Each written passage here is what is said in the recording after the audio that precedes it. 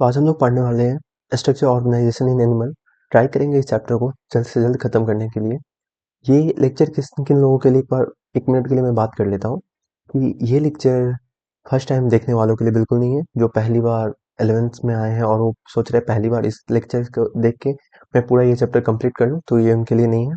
तो ये किसके लिए है? ये सबसे पहले उनके लिए जो इस चैप्टर को एक बार बिल्कुल पढ़ चुके हैं और वो चाहते हैं कि एनसीईआरटी में क्या-क्या लिखा हुआ है एक बार ये जानने का, ठीक है?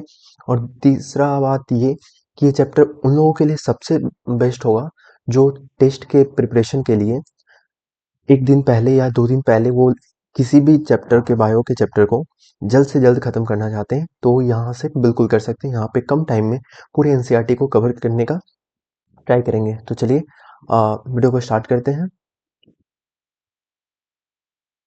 तो आज हम लोग पढ़ने वाले हैं स्ट्रक्चर ऑर्गेनाइजेशन इन एनिमल। तो स्टार्टिंग के मैं आपको बता दूं मैं इस चैप्टर को कैसे पढ़ाऊंगा। पूरा एनसीईआरटी कवर होगा, ठीक है? इस चैप्टर का मैंने इसमें कुछ इंपॉर्टेंट बात अंडरलाइन करके रखा है और कुछ इंपॉर्टेंट बात लिख के रखा है। मैंने सबको अंडरलाइन इसलिए नहीं कर दिया क्योंकि वो फिर पढ़ने में अच्छा नहीं लगता है, आप कंफ्यूज हो जाओगे। जब सारा ही लाइन अंडरलाइन रहेगा तो क्या मतलब है अंडरलाइन करने का। इसलिए मैंने 2 तरीका अपनाया है, कुछ को अंडरलाइन किया है, कुछ को मैंने साइड में लिखा है, ठीक है? तो आप लोग भी अपने बुक में ऐसे ही अंडरलाइन कर लीजिएगा ताकि आप लोग को याद करने और रिवीजन करने में ज़्यादा आसानी होगा।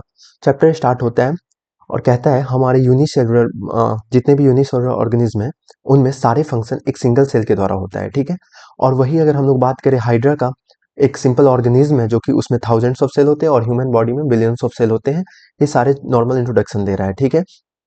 इंट्रोडक्शन में ये बोल रहा है कि यूनिसेलुलर में कैसे एक सेल सारे फंक्शन कर लेते हैं और हमारे जैसे ऑर्गेनिज्म में पूरे कॉम्प्लेक्स बॉडी है जिसको हर एक काम करने के लिए अलग अलग ऑर्गन की जरूरत पड़ती है। तो ये एक टाइप का इंट्रोडक्शन दे रहा है।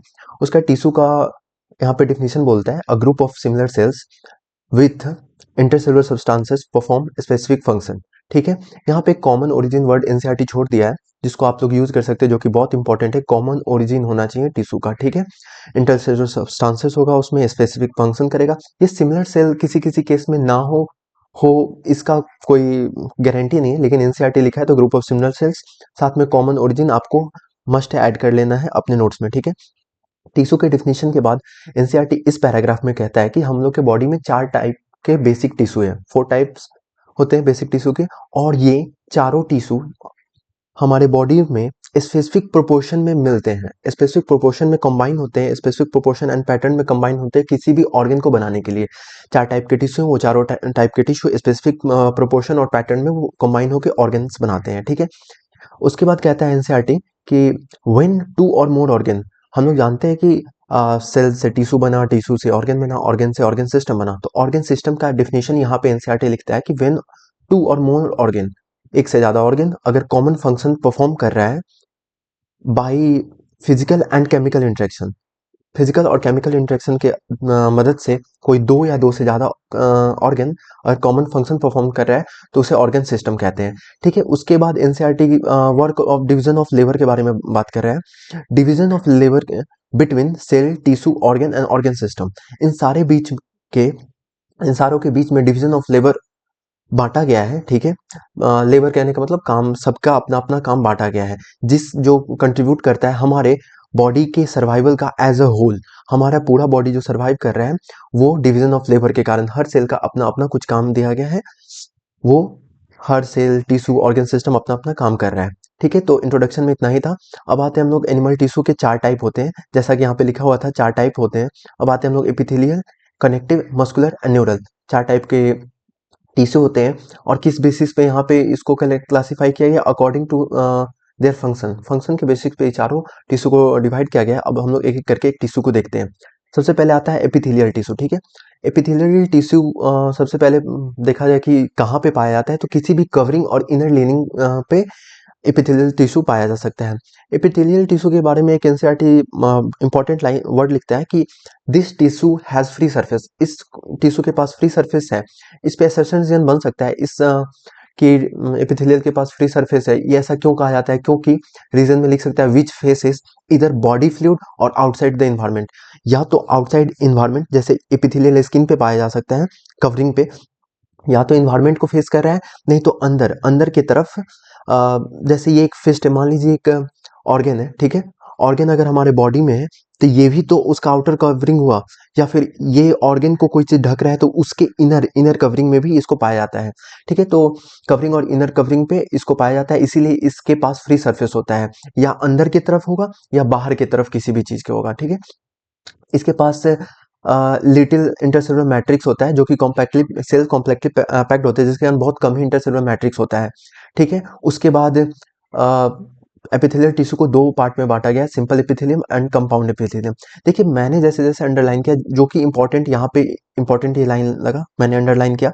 बाकी इस सबको अगर आप अंडरलाइन करने जाइएगा तो पूरा मिक्स हो जाएगा, कुछ समझ में नहीं आएगा। तो इस सारे पार्ट को मैंने क्या किया है यहाँ पे अ, लिख दिया है, ताकि यहाँ पे हर एक लाइन को अंडरलाइन ना करना पड़े। ठीक है, तो मैंने बहुत सही से किया है ताकि आप लोगों को कंफ्यूजन ना हो। तो यहाँ पे इतनी बातें हम लोग अंडरलाइन कर लेंगे। बाकी फिर यहाँ पे क्या कह रहा है कि एपिथेलियल टिश्यू के दो पार्ट होते हैं, simple epithelium and compound epithelium. Simple epithelium किसको कहा जाता है? जो सिंगल लेयर से बना हो और lining of body cavity and duct, ये एग्जाम्पल हो गया। सिंपल एपिथेलियम कहाँ कहाँ पाया जाता है? लाइनिंग ऑफ बॉडी कैविटी, कोई भी अगर बॉडी कैविटी है अंदर तो उसके इनर लाइनिंग पे पाया जाएगा। ठीक है, और डक्ट या ट्यूब, कोई भी अगर डक्ट या ट्यूब लेंगे उसके भी इनर लाइनिंग पे पाया जाएगा। अब आते हैं कंपाउंड एपिथेलियम। कंपाउंड एपिथेलियम किसे कहा जाता है? तो टू और मोर सेल लेयर होंगे, यहाँ पे सेल का लेयर का नंबर ज्यादा होगा और ये इसका फंक्शन होगा प्रोटेक्शन। ठीक है, और जैसे कि हमारी स्किन पे ये करता है प्रोटेक्शन, स्किन पे कंपाउंड एपिथेलियम ही पाया जाता है। अभी हम लोग आगे देखेंगे। ठीक है, अब on the basis of structural modification के बेसिस पे सिंपल एपिथेलियम, यानी ये सिंपल एपिथेलियम जिसमें एक लेयर पाया जाता है, उसको हम लोगों ने तीन टाइप में डिवाइड कर दिया, स्क्वामस, क्यूबॉइडल एंड कॉलमनार। अब हम लोग इसके बात को यही इसी फिगर में कवर कर लेंगे, इस पैराग्राफ में बस एग्जांपल के लिए जाएंगे। ठीक है, तो स्क्वामस किसको कहते हैं? सबसे पहला आता है स्क्वामस। स्क्वामस किसको कहते हैं? जिसका फ्लैट सेल होगा उसको स्क्वामस एपिथेलियम कहते हैं, एकदम फ्लैट सेल होगा, इरेगुलर बाउंड्रीज होंगे। ठीक है, और involve in function like forming diffusion boundary, कहीं भी पतले लेयर का काम होगा। जैसे डिफ्यूजन बाउंड्री कहने का मतलब हुआ कि ब्रीथिंग चैप्टर में आप लोग पढ़िएगा, एल्वियोलाई और कैपिलरी के बीच में गैसेस का डिफ्यूजन होता है, तो वो डिफ्यूजन बाउंड्री बना रहा है, तो वहां पे स्क्वामस एपिथेलियम का बहुत इंपॉर्टेंट रोल होता है। तो सिंपल स्क्वामस का फ्लैट एंड सेल होगा, इरेगुलर बाउंड्रीज होगा, और किस टाइप के फंक्शन में? डिफ्यूजन टाइप के फंक्शन में इन्वॉल्व होगा। ठीक है, अब आते हैं हम लोग क्यूबॉइडल एपिथेलियम। क्यूबॉइडल एपिथेलियम का बेसिक स्ट्रक्चर होगा क्यूबॉइडल लाइक, और उसके बाद इसका फंक्शन क्या होगा? सिक्रेशन एंड एब्जॉर्प्शन, जहां जहां सिक्रेशन और एब्जॉर्प्शन होगा वहां पे क्यूबॉइडल एपिथेलियम पाया जाएगा। थर्ड टाइप आता है कॉलमनार। कॉलमनार लंबा लंबा सेल होगा और इसके बेस पे न्यूक्लियस होता है, ये बहुत इंपॉर्टेंट लाइन है, इसके बेस पे न्यूक्लियस होगा। आगे इस चीज को देखिए, जैसे मैंने बेस पे न्यूक्लियस होगा, इसको मैंने यहाँ पे नहीं लिखा, तो मैंने आगे अंडरलाइन करके रखा है। ठीक है, तो हर चीज यहाँ पे हर एक लाइन कवर होगा, और सही तरीके से आपको नोट्स भी बनाने का जरूरत नहीं है, जितना मैंने एनसीईआरटी में किया आपको बस इतना ही कर लेना है। ठीक है, तो कॉलमनार सेल को ऐसा होगा जहां पे लंबा लंबा सेल्स होगा और बेस पे न्यूक्लियस होगा, मैंने आगे अंडरलाइन कर दिया है। और कॉलमनार सेल जो कि टॉल सेल होते हैं, उसमें अगर उसके हेड पे अपर साइड पे अगर सिलिया पाया गया तो उसको सिलिएटेड कॉलमनार एपिथेलियम कहेंगे। ठीक है, तो कॉलमनार एपिथेलियम को भी दो टाइप में बांटा जा सकता है, एक सिंपल और एक सिलिएटेड। ठीक है, और क्यूबॉइडल एपिथेलियम भी सिक्रेशन एंड एब्जॉर्प्शन में भी, और आप देखिएगा कि ये कॉलमनार भी सिक्रेशन एंड एब्जॉर्प्शन में ही इन्वॉल्व होता है, लेकिन इसको हम लोग आगे देखते हैं। तो स्क्वामस एपिथेलियम के बारे में हम लोग पढ़ लिए थे, जो कि फ्लैट एंड सेल है, और स्क्वामस है जो कि फंक्शन लाइक डिफ्यूजन में इन्वॉल्व है। तो कहाँ कहाँ पाया जाएगा? ब्लड वेसल में पाया जाएगा, sac air sac of lungs यानी एल्वियोलाई में पाया जाएगा। ठीक है, अब आते हैं क्यूबॉइडल एपिथेलियम कहाँ कहाँ पाया जाएगा? डक्ट्स ऑफ ग्लैंड में और ट्यूबुलर पार्ट ऑफ नेफ्रॉन में। ठीक है, अब डक्ट्स ऑफ ग्लैंड और ट्यूबुलर पार्ट ऑफ नेफ्रॉन में पाया जाएगा। इसको हम लोग कैसे रिलेट कर सकते हैं? यहाँ पे देखिए, क्यूबॉइडल एपिथेलियम के फंक्शन में सिक्रीशन एंड एब्जॉर्प्शन दिया हुआ है, तो ट्यूबुलर पार्ट ऑफ नेफ्रॉन में वहां पे एब्जॉर्प्शन करेगा और डक्ट्स ऑफ ग्लैंड में वहां पे सिक्रेशन करेगा। तो सिक्रेशन एंड एब्जॉर्प्शन दोनों पता चल गया कि क्यूबॉइडल एपिथेलियम इसमें इन्वॉल्व होता है। ठीक है, अब एक और यहाँ पे इंपॉर्टेंट बात लिखा हुआ है, पीसीटी, जो कि प्रॉक्सिमल कॉन्वोल्यूटेड ट्यूबुल, जो कि किडनी में पाया जाता है, उसमें ब्रश बॉर्डर्ड क्यूबॉइडल एपिथेलियम पाया जाता है। यहाँ पे स्ट्रक्चर तो नहीं दिया एनसीईआरटी में, लेकिन ब्रश बॉर्डर क्यूबॉइडल एपिथेलियम पाया जाता है। ब्रश बॉर्डर कहने का तो माइक्रोविलाई उस पे पाया जाता है। तो पीसीटी में क्वेश्चन आ सकता है कैसा एपिथेलियम पाया जाता है? तो क्यूबॉइडल एपिथेलियम, और कैसा क्यूबॉइडल एपिथेलियम? जिसके ऊपर माइक्रोविलाई प्रेजेंट हो। अब आते हैं हम लोग कॉलमनार एपिथेलियम पे। ठीक है, कॉलमनार एपिथेलियम सब सारे के सारे सिंगल लेयर ही हैं, क्योंकि हम लोग सिंपल एपिथेलियम के ही टाइप्स पढ़ रहे हैं। ठीक है। तो कॉलमनार एपिथेलियम मैंने बताया कि बेस पे न्यूक्लियाई होगा और इसके पास माइक्रोविलाई हो सकता है, इसके पास भी माइक्रोविलाई हो सकता है, लेकिन इस माइक्रोविलाई के अलावा कोई यहीं पे एनसीईआरटी ने बात नहीं किया, बस कह दिया है कि मे हैव माइक्रोविलाई, लेकिन कोई एग्जांपल नहीं दिया, कोई एक्स्ट्रा बात नहीं बोला है। ठीक है। तो कॉलमनार एपिथेलियम जिसके बेस पे न्यूक्लियस होता है उसके पास माइक्रोविलाई हो सकता है। और हम लोग अब देख रहे हैं कहाँ कहाँ पाया जाता है, तो ये भी helps in secretion and absorption. कहाँ पे? स्टोमक के में, inner lining of stomach and intestine, यहाँ पे सिक्रेशन एंड अब्जॉर्प्शन का काम करता है। जैसे स्टोमक के इनर लिनिंग में क्या चीज secretary gas, sorry secreted enzyme, digestive enzyme, HCl ये सब रिलीज करेगा, तो वहां पे सिक्रेशन का काम करेगा और फिर से इंटेस्टाइन में एब्जॉर्प्शन का काम करेगा। ठीक है। क्यूबॉइडल एपिथेलियम भी सिक्रेशन एंड एब्जॉर्प्शन का काम कर रहा है, लेकिन डक्ट और नेफ्रॉन में। ठीक है, ट्यूबुलर पार्ट ऑफ नेफ्रॉन में। कॉलमनार एपिथेलियम भी सिक्रेशन और एब्जॉर्प्शन में काम कर रहा है, लेकिन स्टोमक में और इंटेस्टाइन में। ठीक है। अब हम लोगों ने जैसे सिलिएटेड एपिथेलियम का बात किया था, जो कि कॉलमनार सेल पे अगर सिलिया पाया जाएगा तो सिलिएटेड एपिथेलियम होगा, तो उसका रोल मैंने यहाँ पे फिर अंडरलाइन नहीं किया, यहाँ पे मैंने लिख दिया। Inner surface of hollow organ, कैसा हॉलो ऑर्गन? जैसे कि ब्रोंकियोल्स और फेलोपियन ट्यूब, इसका इसमें पाया जाएगा सिलिएटेड एपिथेलियम। यहाँ पे इनका काम क्या है? ब्रोंकियोल्स और फेलोपियन ट्यूब में मूव पार्टिकल या म्यूकस, ब्रोंकियोल्स में म्यूकस को मूव करेगा और फेलोपियन ट्यूब में पार्टिकल को मूव करेगा in specific direction. Fallopian tube में पार्टिकल जैसे ओवम को मूव करेगा एक पार्टिकुलर डायरेक्शन में, वहां पे सीलिया होगा, सीलिया पार्टिकल को मूव करेगा यानी ओवम को, और ब्रोंकियोल्स में जैसे ही कोई जर्म्स या पार्टिकल हमारे ट्रैकिया में घुस जाता है, तो वहां से ब्रोंकियोल्स म्यूकस रिलीज करके उसके अंदर उसको मिक्स करके हम लोग के बॉडी से निकाल देते हैं। ठीक है। अब आते हैं हम लोग ग्लैंडुलर एपिथेलियम पे। ग्लैंडुलर एपिथेलियम बहुत हमको लगता है इंपॉर्टेंट लाइन है कि ग्लैंडुलर एपिथेलियम कैसे बनता है। कॉलमनार और क्यूबॉइडल, कॉलमनार और क्यूबॉइडल के सेल में अगर स्पेशलाइजेशन हो जाए, कुछ मॉडिफिकेशन हो जाए, तो वो सिक्रेशन के लिए एक नया टाइप का एपिथेलियम बन जाता है, जिसको ग्लैंडुलर एपिथेलियम कहा जाता है। ठीक है। सिक्रेशन, जिसका काम बस सिक्रेशन होता है। कौन कौन मिलता है? तो कॉलमनार और क्यूबॉइडल मिलता है। ठीक है। तो ग्लैंडुलर एपिथेलियम बन जाता है। तो ग्लैंडुलर एपिथेलियम को दो टाइप पे एनसीईआरटी बेसिस की पहले बांटा है, यूनिसेलुलर और मल्टी सेलुलर के बेसिस पे। ठीक है।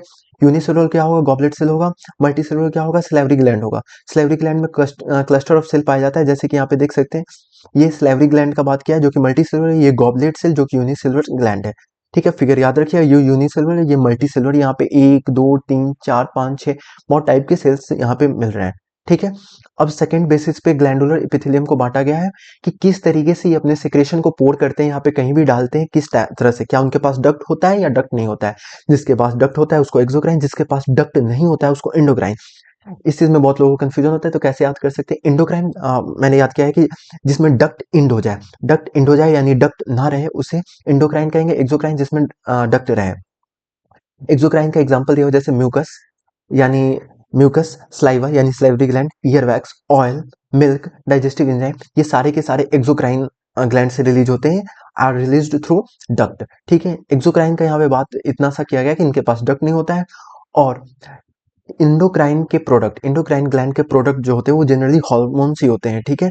और ये डायरेक्ट, या तो ये ग्लैंड है जिसके पास डक्ट नहीं है, या तो ये ब्लड के कांटेक्ट में रहेंगे कि डायरेक्ट ब्लड में अपना सिक्रेशन पोर कर दे, या फिर ये ब्लड में ही या किसी भी फ्लूइड में तैर रहे होंगे कि उसी में ये डायरेक्ट पोर कर दे। इनके पास अपना कोई डक्ट नहीं होता है। अब आते हैं कंपाउंड एपिथेलियम, जो कि हम लोगों ने पहले ही छोड़ के रखा था कि ये मल्टी लेयर्ड होता है। ठीक है। इसके पास लिमिटेड रोल है सिक्रेशन और एब्जॉर्प्शन में। चूंकि मल्टी लेयर है तो ये एब्जॉर्प्शन कैसे कर पाएगा? बैरियर की तरह ये काम करेगा ना, या फिर सिक्रेशन भी नहीं कर पाएगा क्योंकि 2-3 सेल पार करके जाना होगा, तो सिक्रेट या एब्जॉर्प्शन में बहुत लिमिटेड रोल होता है। क्वेश्चन स्टेटमेंट बेस में आ सकता है कि किसके पास लिमिटेड रोल होता है, तो कंपाउंड एपिथेलियम। इसका मेन फंक्शन होता है प्रोटेक्शन प्रोवाइड करना, जो कि मल्टी लेयर्ड प्रोटेक्शन प्रोवाइड करेगा। कहाँ कहाँ पाया जाता है? बकल कैविटी, जो कि एक मॉइस्ट सरफेस है, यहाँ पे एनसीईआरटी लिख दिया, जो कि पूछेगा नहीं, लेकिन बकल सरफेस जो कि मॉइस्ट सरफेस है। फिर से स्किन जो कि ड्राई सरफेस है। Pharynx, buccal cavity, pharynx, skin और inner lining of salivary gland, inner lining of salivary gland और पैनक्रियाटिक डक्ट में पाया जाता है। ठीक है। कुछ कुछ रोल है डक्ट में भी, लेकिन मेनली ये प्रोटेक्शन में ही पाया जाता है। Skin, buckle cavity, pharynx, pancreatic duct and inner lining of salivary gland. आपको इसका एग्जांपल एकदम अच्छे तरीके से याद होना चाहिए। ठीक है। अब यहाँ पे जंक्शन का बात कर रहे हैं, तो एनसीईआरटी कहता है सारे एनिमल टिश्यू, याद रखिएगा, ऑल एनिमल टिश्यू। हम लोग को पता रहता है कि ऑल, सम, नेवर, ये सारे के वर्ड पे हम लोग को फोकस करना होता है। तो सारे एनिमल टिश्यू में स्पेशलाइज्ड जंक्शन पाए जाते हैं, सारे एनिमल टिश्यू में स्पेशलाइज्ड जंक्शन पाए जाते हैं, जो कि provide both structural and functional link. दोनों के बीच में स्ट्रक्चरल एंड फंक्शनल साथ में कोऑर्डिनेटेड वे में काम करने में मदद करते हैं, उनको जंक्शन कहते हैं। कोई दो सेल उनके बीच में स्ट्रक्चरल ज्वाइंट कुछ होगा या जिसमें हम फंक्शन में उन दोनों सेल को साथ में फंक्शन करने में आसानी होगा, उसको जंक्शन कहते हैं, दो भी सेल के बीच के जंक्शन को। ठीक है, तो तीन टाइप के जंक्शन पाए जाते हैं, tight junction, adhering junction and gap junction. Tight junction नाम से पता चल रहा है एकदम टाइटली कोई चीज को एकदम पैक्ड रखेगा। ठीक है, एक सेल हुआ, इस सेल को एकदम टाइटली पैक्ड रखेगा ताकि सब्सटेंस का लीकेज ना हो। अडहेरिंग जंक्शन क्या हुआ, दो नेबरिंग सेल को एकदम सीमेंटिंग करके, बस एकदम सिंपल वर्ड से क्वेश्चन आ जाता है कि अडहेरिंग सीमेंटिंग, मैच द फॉलोइंग में दे देगा। अडहेरिंग किससे मैच करे, सीमेंटिंग से, दो नेबर सेल को सीमेंटिंग करे वो होगा अडहेरिंग। टाइट जंक्शन कौन सा होगा, जो लीकेज ना करे। और गैप जंक्शन कैसा होगा, नाम में ही पता चल रहा है गैप जंक्शन, दोनों के बीच में गैप होगा और एक कोई भी साइटोप्लाज्म कनेक्ट कर रहा होगा किसी भी चीज से और फैसिलिटेट कम्युनिकेशन, तो गैप जंक्शन नाम से पता चल रहा है कि वो कॉम्बिनेशन में मदद करेगा बाय कनेक्टिंग साइटोप्लाज्म, दो सेल का साइटोप्लाज्म कनेक्ट कर देंगे तो उसका कम्युनिकेशन तो अच्छे से होगा ही। कम्युनिकेशन कैसे होगा, तो transfer of ion, small molecule, sometime big molecule, ऐसे करके यहाँ पे कम्युनिकेशन हो जाता है। अब आते हैं कनेक्टिव टिश्यू में, मोस्ट अबंडेंट टिश्यू है, मोस्ट अबंडेंट टिश्यू है, स्पेशल फंक्शन है linking and supporting other tissue. ठीक है, मोस्ट अबंडेंट टिश्यू है, याद रखना है। और ये फंक्शन इसका क्या है, लिंक और सपोर्ट करना अदर टिश्यू का। ठीक है, यहाँ पे हम लोग एक बार उसका डिवीजन देख लेते हैं। कनेक्टिव टिश्यू को तीन टाइप में बांटा गया, लूज, डेंस एंड स्पेशलाइज।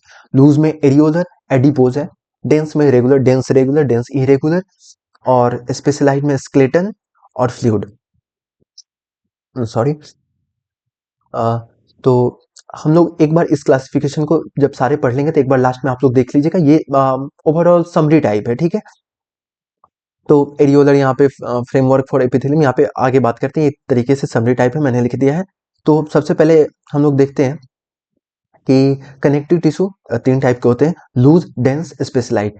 ठीक है, हम लोग यहाँ पे देखेंगे कि सारे कनेक्टिव टिश्यू में कुछ फाइबर्स होंगे, कुछ सेल्स होंगे और मैट्रिक्स होंगे। सारे कनेक्टिव टिश्यू मात्र तीन चीज से बने हुए हैं, फाइबर, सेल्स और मैट्रिक्स। ठीक है, तो यहाँ पे सबसे पहले एक बहुत इंपॉर्टेंट लाइन लिखा हुआ है कि सारे connective tissue except blood, blood को छोड़ के सारे कनेक्टिव टिश्यू में सेल पाए जाते हैं जो कि फाइबर फाइबर सिक्रीट करते हैं। ठीक है, कौन कौन कौन से fibre, collagen fibre and elastin fibre. Collagen fibre, elastin fibre सारे कनेक्टिव टिश्यू में पाए जाते हैं एक्सेप्ट ब्लड, बहुत इंपॉर्टेंट लाइन है, याद रखना है। और इनका काम क्या है, कोलेजन फाइबर और इलास्टिन फाइबर का strength and elasticity and flexibility provide करना। ठीक है, तो हम लोग क्या देखें कि यहाँ पे आप नहीं होगा तो आप यहाँ पे लिख लीजिएगा कि या फिर स्टार्टिंग में, यहीं पे नहीं, यहाँ पे मत लिखिएगा, ज्यादा कंडेंस्ड हो जाएगा, फिर पढ़ने में मजा नहीं आएगा। यहाँ पे इस खाली स्पेस है, आपको यहाँ पे आराम से लिखना है कि कनेक्टिव टिश्यू में थ्री बेसिक टाइप चीज पाया जाता है। क्या क्या, तो उसमें मैट्रिक्स होगा, उसके पास फाइबर होगा, उसके पास सेल्स होगा। लेकिन कौन से कनेक्टिव टिश्यू में फाइबर नहीं है, ब्लड, बहुत इंपॉर्टेंट लाइन है। फिर से फाइबर जो कि कोलेजन और इलास्टिन फाइबर होता है, क्या चीज में, स्ट्रेंथ, इलास्टिसिटी एंड फ्लेक्सिबिलिटी में मदद करता है। ठीक है, अब आते हैं मैट्रिक्स पे। तो मैट्रिक्स क्या होता है, वो ग्राउंड सब्सटेंस होता है जिसमें आपका सेल्स, फाइबर पूरा एकदम उसमें तैर रहा होगा। मैट्रिक्स फ्लूइड भी हो सकता है, सॉलिड भी होता है, मैट्रिक्स किसी भी टाइप का हो सकता है। ठीक है, जिसमें उसके पार्टिकल्स, उसके कंपोनेंट रह रहे हों, उसे मैट्रिक्स कहा जाता है। ठीक है, तो इसमें मॉडिफाइड पॉलीसेकेराइड मैट्रिक्स की तरह काम करता है। ये this cell also secrete modified polysaccharide, ये सेल्स जो कि फाइबर रिलीज करते हैं, मैं आगे यहाँ पे लिखा हुआ है फिब्रोप्लास्ट जो कि फाइबर रिलीज करते हैं। ठीक है, वही उन्हीं में से कुछ कुछ मॉडिफाइड पॉलीसेकेराइड भी सीक्रेट करते हैं जो कि मैट्रिक्स यानी ग्राउंड सब्सटेंस की तरह काम करता है। अब यहाँ पे वही तीन डिवीजन दिया हुआ है, loose, dense and specialised. Loose connective tissue में हम लोग देखें एरियोलर और एडिपोज, दो टाइप का होता है।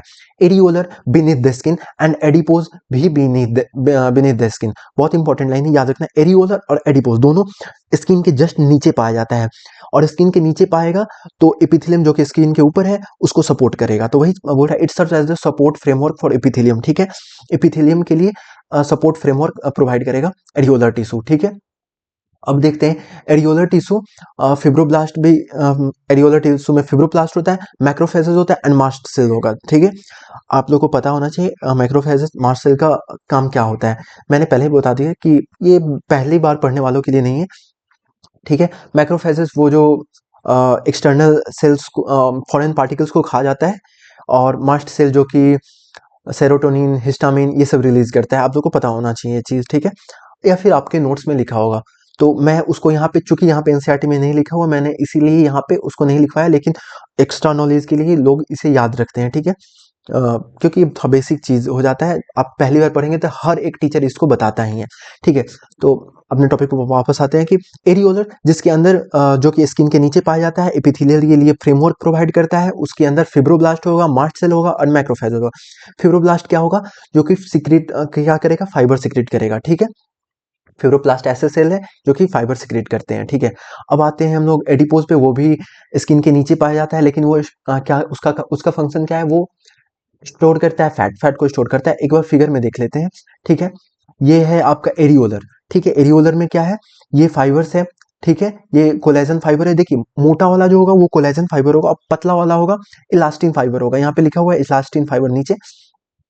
ये जो पतला पतला येलो टाइप दिख रहा है, ये हुआ इलास्टिन फाइबर, यहाँ पे दिया नहीं हुआ। और जो जो मोटा है वो है कोलेजन फाइबर। और ये ग्रीन कलर का जो कोलेजन फाइबर को रिलीज कर रहा है, तो ये क्या होगा, फिब्रोब्लास्ट सेल, जो कि कोलेजन फाइबर को बना रहा है। ये हुआ मैक्रोफेज जो कि फॉरेन पार्टिकल को इनगल्फ कर लेगा। और ये हुआ मास्ट सेल, ठीक है। अब आते हैं एडिपोज। एडिपोज में जो कि फैट स्टोरेज का काम करता है, उसमें बहुत सारा एरिया जो होगा, उसके सेल का बहुत सारा एरिया फैट को ही स्टोर करता है। न्यूक्लियस साइड में होगा, और ये रहा प्लाज्मा मेम्ब्रेन, ठीक है। तो एडिपोज का काम क्या होता है, ठीक है, स्किन के नीचे पाया जाता है और फैट को स्टोर करता है। अब आते हैं अपना डेंस कनेक्टिव टिश्यू। यहाँ पे हम लोगों ने डिवीजन करके देखा, एरियोलर, एडिपोज जो कि फैट, और यहाँ पे ये इसका काम क्या है, एपिथेलियम के लिए फ्रेमवर्क प्रोवाइड करना, दोनों स्किन के नीचे। अब आते हैं डेंस पे, डेंस रेगुलर और डेंस इरेगुलर पे आते हैं, ठीक है। तो डेंस रेगुलर और डेंस इरेगुलर पे आते हैं। लूज हम लोग का हो चुका है। अब हम लोग यहाँ पे देख रहे हैं, यहाँ पे लिखा हुआ है फाइबर्स जो कि रिलीज होता है फिब्रोब्लास्ट से, दोनों कॉम्पैक्टली पैक्ड होते हैं, ठीक है, कॉम्पैक्टली पैक्ड होते हैं। फाइबर्स जो कि फाइब्रोब्लास्ट से रिलीज होते हैं, वो एकदम कॉम्पैक्टली पैक्ड होते हैं एक दूसरे से, ठीक है। उसे को डेंस कनेक्टिव टिश्यू कहते हैं। इसमें क्या था, लूज कनेक्टिव टिश्यू में एकदम कैसे भी थे, बिखरे हुए थे। आप लोगों ने यहाँ पे स्ट्रक्चर में दिया, बिखरे हुए थे उसी तरीके से। लेकिन डेंस में क्या होगा, वो टाइटली पैक्ड होंगे। अगर वही टाइटली पैक्ड का ओरिएंटेशन, ठीक है, उसका ओरिएंटेशन एकदम पैरेलली अरेंज्ड हुआ, तो डेंस रेगुलर होंगे। और कैसे भी हुआ, मतलब कैसे भी रखे हुए, लेकिन वो फिर भी पैक्ड है, कैसे भी रखे लेकिन फिर भी पैक्ड है, तो डेंस इरेगुलर कहाएगा, ठीक है। डेंस रेगुलर में प्रेजेंट होता है इन रोज में, मतलब रोज में ऐसे सारे कोलेजन फाइबर्स, फिब्रोब्लास्ट ऐसे रोज में अरेंज्ड होंगे, ठीक है। और रोज और कॉलम कॉलम में बहुत लोगों को कंफ्यूजन होता है। कॉलम में एल आता है, तो आप लोग ऐसे याद रखिए, लंबा लंबा, और रोज ऐसे लेटा हुआ, ठीक है, तो प्रेजेंट होता है रोज में, ठीक है। डेंस रेगुलर में टेंडन एंड लिगामेंट आता है, ठीक है। इसको मैंने यहीं पे लिख दिया है। डेंस रेगुलर में टेंडन भी आता है और लिगामेंट भी आता है, ठीक है। इसमें बहुत लोगों को कंफ्यूजन होता है कि टेंडन क्या करता है, लिगामेंट क्या करता है।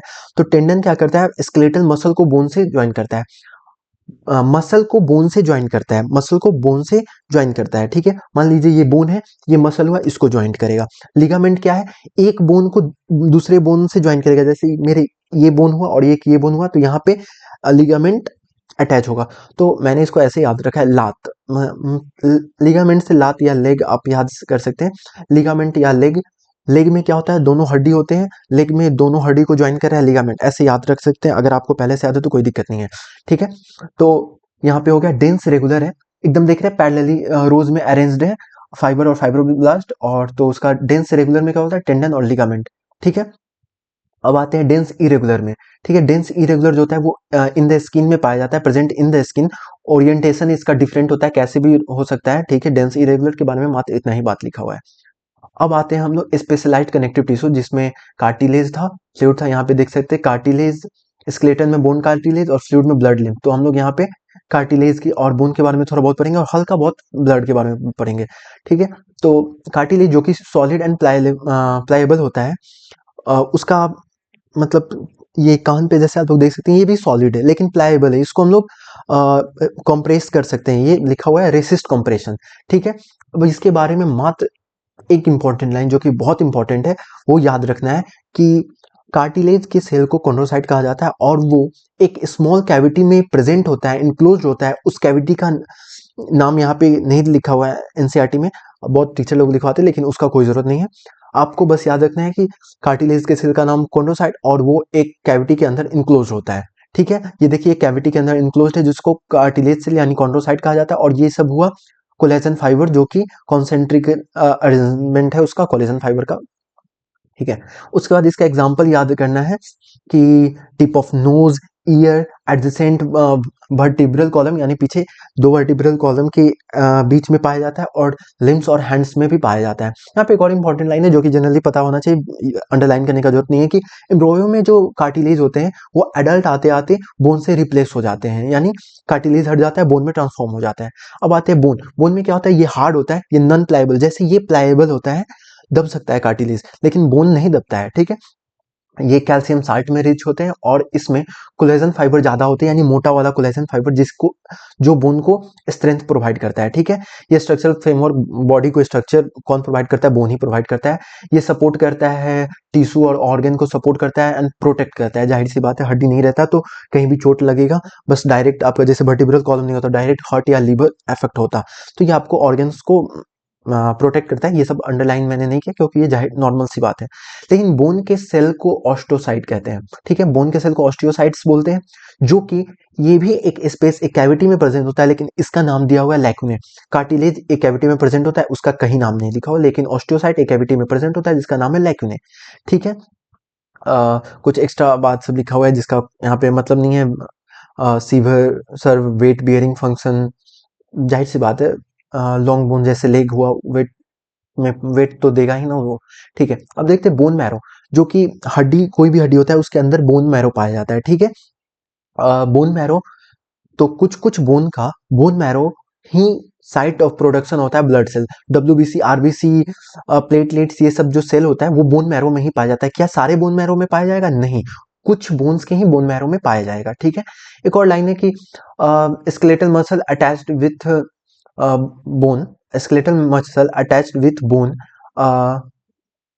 मूवमेंट प्रोवाइड करता है। स्केलेटल मसल और बोन मिलके ही मूवमेंट प्रोवाइड करता है, ये भी आपको नॉर्मल बात है, और ये आपको आगे मसल में भी पढ़ने को मिलेगा, फिर से लोकोमोशन एंड मूवमेंट में भी पढ़ने को मिलेगा। ब्लड स्पेशलाइज्ड कनेक्टिव टिश्यू है, जिसके बारे में एक ही चीज याद रखना है कि इसमें फाइबर्स एब्सेंट है, बाकी सारा एक फ्लूइड कनेक्टिव टिश्यू है। प्लाज्मा, आरबीसी, डब्ल्यूबीसी, ये सब रहता है। आप लोग को अगले चैप्टर में fluid, body fluid and circulation में आप लोग को पता चल जाता है, ब्लड के बारे में पूरे अच्छे से पढ़ना है।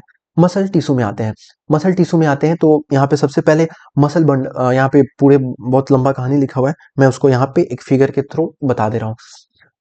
कोई भी अगर आप यहाँ का मसल ले लें, उसमें बहुत सारे मसल बंडल होंगे, ये जो बड़ा वाला सर्कल है उसे मसल बंडल कहा गया है।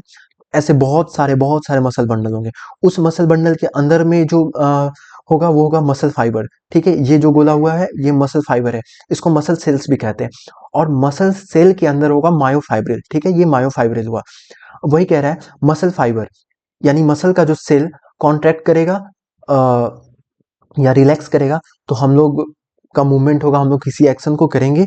ठीक है, कोऑर्डिनेशन में कॉन्ट्रैक्ट करता है, और किसी स्टिमुलेशन आता है तो कॉन्ट्रैक्ट करेगा, फिर रिलैक्स करेगा। ठीक है, तो रिलैक्स करेगा तो बड़ा हो जाएगा, कॉन्ट्रैक्ट करेगा तो छोटा हो जाएगा। यही बात सब यहाँ पे लिखा हुआ है। याद रखना क्या है कि मसल बंडल बहुत सारे होते हैं। ठीक है, मसल बंडल के अंदर मसल फाइबर या मसल सेल्स भी जिसको कहते हैं, मसल सेल के अंदर मायोफाइब्रिल पाया जाता है। ठीक है, और उसके बाद एक इंपॉर्टेंट लाइन है, muscle play an active role in all types of movement. सारे मूवमेंट में मसल मदद करता है, किसी टाइप का मूवमेंट हो उसमें मसल मदद करता है। ठीक है, अब आते हैं मसल के कितने टाइप होते हैं। मसल के 3 टाइप होते हैं, हम लोग इस लाइन पे वापस आएंगे। ठीक है, चाहे बता ही देता हूँ कि मसल के 3 टाइप होते हैं, स्केलेटल, स्मूथ एंड कार्डियक। ठीक है, स्केलेटल मसल जो कि हमारे बोन से अटैच होता है, स्केलेटल बोन से अटैच होता है। A sheet of tough connective tissue encloses several bundle, जो कि ये सारे बंडल के लिए वैलिड है। Sheet of tough connective tissue encloses several bundle, ये एक बंडल हुआ। ठीक है, इसी तरह यहाँ पे दूसरा बंडल होगा, ये दोनों जो बंडल एक दूसरे से कनेक्ट होते हैं वो टफ कनेक्टिव टिश्यू से एक दूसरे से ज्वाइंट रहते हैं। बस इतना ही बात इसमें जानना था, बाकी सारा बात मैंने अंडरलाइन ना करके यहाँ पे डिपिक्ट कर दिया है। पहला है स्केलेटल मसल, जो कि बोन के साथ अटैच होता है, जैसे कि बाइसेप्स, यहाँ जो मसल है हम लोग का वो बोन के साथ अटैच्ड है। ये वॉलंटरी है, ये हमारे कंट्रोल में है, और उसी मसल के कंट्रोल के कारण हम लोग अपने हाथ की या किसी भी पार्ट के मूवमेंट कर पाते हैं, जैसे लेग हुआ, लिम्स हुआ, इस सब का मूवमेंट कर पाते हैं। वॉलंटरी मतलब हमारे कंट्रोल में है, ठीक है। इसके ऊपर स्टाइलेशन प्रेजेंट होता है, ये रहा न्यूक्लियस, ठीक है। बस स्ट्रक्चर देख लीजिए, स्टाइलेशन प्रेजेंट होता है, बोन के साथ अटैच होता है, ठीक है। स्केलेटल सिस्टम, इसको स्केलेटल मसल इसको कहा जाता है, वॉलंटरी होता है, यानी हमारे कंट्रोल में होता है। अब आते हैं स्मूथ मसल। स्मूथ मसल कहाँ पे पाया जाता है? Internal wall of blood vessel, stomach and intestine. ये वहां का है जहां पे हम लोग कंट्रोल, ब्लड वेसल के मसल को थोड़ी ना हम लोग कंट्रोल कर पाएंगे, या फिर स्टोमक के मसल को हम लोग थोड़ी कंट्रोल, हाँ एब्डोमेन के मसल को थोड़ा बहुत कंट्रोल कर पाते हैं, लेकिन स्टोमक के मसल को हम लोग कंट्रोल नहीं कर पाएंगे। इंटेस्टाइन के मसल को हम लोग नहीं कंट्रोल कर पाएंगे, वो खुद से कॉन्ट्रैक्ट होता है, रिलैक्स होता है, उस पर हम लोग का कोई आ, हाथ नहीं है, उसमें हम लोग कुछ नहीं कर सकते, इसलिए वो इनवॉलेंट्री है। ये स्मूथ मसल होता है, इस पे स्ट्राइएशन आप लोग देख रहे हैं एब्सेंट होगा। स्ट्राइएशन मतलब क्या? स्ट्रिप टाइप, स्ट्रिप बना हुआ, किसी भी अगर मसल पे स्ट्रिप बना हुआ है यानी स्ट्राइएशन प्रेजेंट है, इस पे स्ट्राइएशन एब्सेंट है। स्मूथ मसल फाइबर है, इसीलिए स्मूथ बोला गया है। कोई स्ट्राइएशन नहीं प्रेजेंट है, प्योर स्मूथ है। इनवॉलेंट्री हमारे कंट्रोल में नहीं है। Internal wall of blood vessel, stomach और इंटेस्टाइन में पाया जाता है, ठीक है। कार्डियक मसल किसे कहते हैं? उसमें जो कि हार्ट में पाया जाता है, ये भी इनवॉलंटरी। हम लोग अपने हिसाब से अगर हार्ट को मसल को कंट्रोल कर पाते तो हम लोग रात में सोते बस हार्ट ही रुक जाता, तो ऐसा नहीं होता है, वो हम हमारे कंट्रोल में नहीं है। उस पे भी स्ट्राइएशन प्रेजेंट होता है। ये न्यूक्लियस हुआ, ठीक है। इसके बीच में जंक्शन बोला, दो सेल के बीच में जो जंक्शन होता है इसको इंटर कैलरी डिस्क बोला जाता है, जो कि मैंने आगे अंडरलाइन किया है। ये दो सेल है, उसके बीच के जंक्शन को इंटर कैलरी जंक्शन बोला जाता है। ये ब्रांच्ड भी आपको दिख रहा होगा, तो ये ब्रांच्ड भी है, ठीक है। स्मूथ मसल, अब स्मूथ मसल का एक बात जो कि मैंने यहाँ पे नहीं बताया, वो क्या है? टैपर्ड एट बोथ एंड, यानी ये फ्यूजीफॉर्म स्ट्रक्चर बना रहा है, ये फ्यूजीफॉर्म स्ट्रक्चर बना रहा है वो, यानी एकदम पतला हो गया, टैपर्ड एट बोथ एंड, ठीक है। Bundle together in connective tissue, bundle से, ठीक है। सारे मैंने पहले ही बताया, सारे टिश्यू में क्या होता है कि जितने भी मसल बंडल होते हैं एक कनेक्टिव टिश्यू के साथ ही एक दूसरे से अटैच्ड रहते हैं, ठीक है। स्मूथ मसल भी इनवॉलेंट्री होता है, जो कि मैंने पहले ही बता दिया। अब आते हैं कार्डियक मसल पे, जो कि सिर्फ हार्ट में पाया जाता है। ये ब्रांच्ड होता है, स्ट्रक्चर देख लीजिए। ब्रांच्ड जो कौन सा है? कार्डियक मसल है, हार्ट में पाया जाता है। और कम्युनिकेशन जंक्शन जो कि मैंने बताया, इंटरकैलरी डिस्क, इंटरकैलेटेड डिस्क, यहाँ पे इसके बीच में कम्युनिकेशन जंक्शन यानी गैप जंक्शन पाया जाता है। कोई पूछे हार्ट में कौन सा जंक्शन पाया जाता है, एग्जाम में आ सकता है। कार्डियक मसल में कौन सा जंक्शन पाया जाता है, यानी कम्युनिकेशन जंक्शन, जो कि इंटरकैलेटेड डिस्क भी जिसको बोला जाता है। अब आते हैं हम न्यूरल टिश्यू पे, ठीक है। न्यूरल टिश्यू एकदम बहुत कम दिया हुआ है। न्यूरल टिश्यू में ग्रेटेस्ट कंट्रोल ओवर, हमारे बॉडी का सबसे बड़ा कंट्रोल, जो सब कुछ कंट्रोल कर पाता है, वो न्यूरल टिश्यू है, ठीक है। न्यूरल टिश्यू में जो कि मैंने अंडरलाइन नहीं किया, न्यूरॉन जो कि फंक्शनल यूनिट होता है, और एक्साइटेबल सेल होता है, जो कि फिर से पूरा चैप्टर है उस पर, जो कि उतना इंपॉर्टेंट नहीं है, क्योंकि पूरा चैप्टर इसलिए मैंने अंडरलाइन नहीं किया। यहाँ पे आप लोग को मतलब ध्यान देने वाली लाइन क्या है, वो है न्यूरोग्लियल सेल, ठीक है। न्यूरॉन, न्यूरल टिश्यू में न्यूरॉन पाया जाएगा और न्यूरल ग्लियल सेल पाया जाएगा, जो कि प्रोटेक्ट करेगा एंड सपोर्ट करेगा न्यूरॉन को, जो कि यहाँ पे स्ट्रक्चर दिख रहा है न्यूरॉन का। न्यूरॉन को जो प्रोटेक्ट और सपोर्ट करता है वो होता है न्यूरोग्लियल सेल, ठीक है। और neuroglial cell makes up more than 1/2 of the 50%, 1/2 of the volume of neural tissue. अगर न्यूरल टिश्यू 100% है तो उसका 50 से ज्यादा, यानी 51, 52, 53, 55 जितना भी बोले, यानी 50, यानी आधा से ज्यादा न्यूरोग्लियल सेल्स पाए जाते हैं, स्टेटमेंट में आ सकता है। और बचा हुआ फिर न्यूरॉन्स ये सब पाए जाएंगे, ठीक है। यहाँ पे स्ट्रक्चर में याद रखना है कि न्यूरोग्लिया ये है, डेंड्राइट्स ये सब तो पढ़ना ही है। सेल बॉडी ये हुआ, एक्सॉन इधर जो लंबा टर्मिनल जा रहा है वो एक्सॉन हुआ। बस याद रखना है ये जो डॉट डॉट है ये क्या है? न्यूरोग्लिया है, ठीक है। अब आगे हम लोग को पढ़ना ही है कि न्यूरॉन जब एक्साइट होता है तो स्टिमुलेशन एक सेल से दूसरे सेल के नर्व एंड यानी एक्सॉन से पास होकर अगले सेल तक पहुंचता है, या एक्साइट हुआ या फिर उसको रिस्ट्रिक्ट करना हो, ये पूरा हम लोग को आगे पढ़ना है। या आगे वही लिखा हुआ था, अक्रॉस प्लाज्मा मेम्ब्रेन होते हुए एक्सॉन के होते हुए पूरा आगे तक जाता है, ये हम लोग को पूरा चैप्टर में पढ़ना है। तो आ, पता नहीं मुझे ड्यूरेशन कितना हुआ, लेकिन मैंने ट्राई किया बहुत जल्दी सारे लाइन को कवर करने का। और ऐसे ही आप लोग को भी नोट्स बनाना है, अगर एनसीईआरटी से आप लोग पढ़ते हैं तो, जो कि एकदम सही रहेगा। ऐसे ही मैं ट्राई करूंगा आगे और भी लाने का। मैं खुद इसको अपने लिए मैंने बनाया था कि अगर मुझे खुद रिवीजन करना हो तो मैं जल्दी से रिवीजन कर पाऊँ यहाँ से। तो चलिए, थैंक यू, और मिलते हैं अगले लेक्चर में।